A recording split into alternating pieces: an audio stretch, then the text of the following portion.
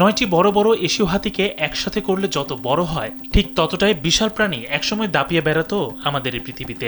থাইল্যান্ডের উত্তর পূর্বাঞ্চলে বিজ্ঞানীরা ঠিক এমনই এক দানবীয় ডাইনোসরের জীবাশ্ম শনাক্ত করেছেন, যার নাম দেওয়া হয়েছে নাগা টাইটান। লম্বায় এটি প্রায় 88 ফুট, যা বিখ্যাত টিরেক্সের চেয়েও প্রায় দ্বিগুণ বড়।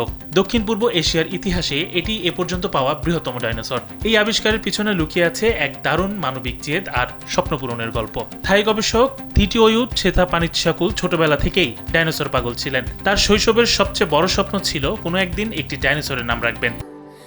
স্যান্ডেলিনা সো, রূপচর্চায় আভিজাত্য।